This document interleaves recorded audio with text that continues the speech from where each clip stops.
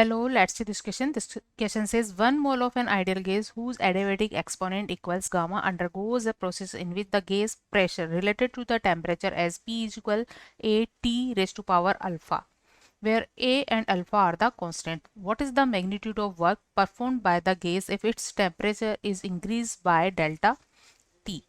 Key concept for this question is work. Key concept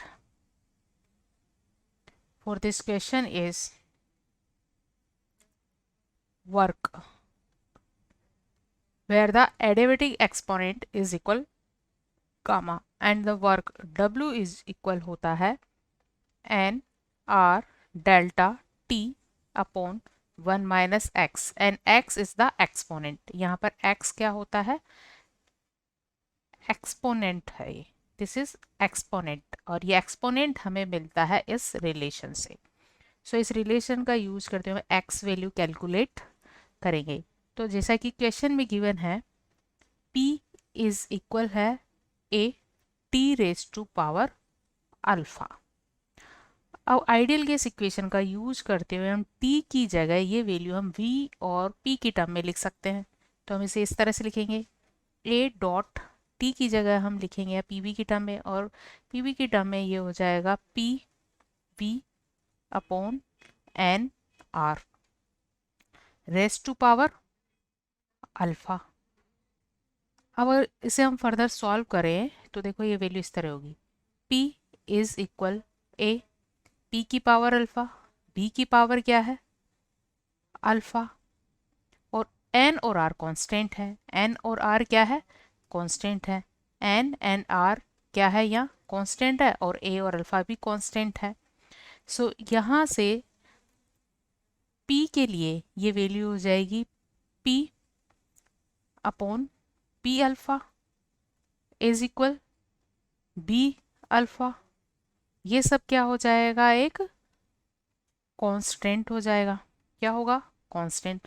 सो यहाँ से इसे हम इस तरह से भी लिख सकते हैं P V alpha upon alpha minus 1. Alpha minus 1 क्या होगा? एक कांस्टेंट होगा. तो हमें पी वी का इस तरह से एक रिलेशन मिल जाता है और ये इसमें इसके एक्सपोनेंट को शो करता है. क्या हो गया? ये एक कांस्टेंट हो गया. तो हमें ये रिलेशन मिल गया. अब हम यहाँ कैलकुलेट कर सकते हैं इसके लिए W वैल्यू और W वैल्यू हम इस तरह से इस इक्वेशन का यूज करते हुए कैलकुलेट करेंगे. W इज इक्वल N या 1 मोल गैस के लिए 1 होगा.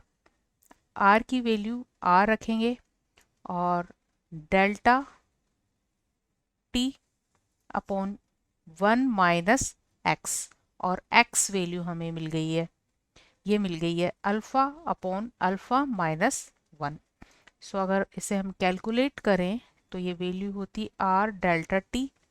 यहाँ होगा alpha minus 1 minus alpha upon alpha minus 1 और अल्फ़ा कैंसिल हो जाएंगे.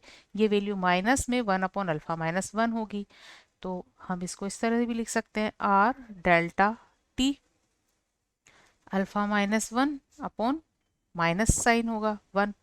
सो इस माइनस को हम प्लस में चेंज करेंगे और प्लस में चेंज करने के लिए हम क्या करेंगे? इस वैल्यू को रिवर्स कर सकते हैं. इसको क्या इस तरह से लिख सकते हैं W equal R delta T 1 minus alpha लिख सकते हैं. तो W और डेल्टा T के बिटवीन इस तरह से हमें रिलेशन मिल जाता है. So final answer of this question is R delta T R into 1 minus alpha delta T. A is the correct answer for this question. Hope you understood it well. Best of luck.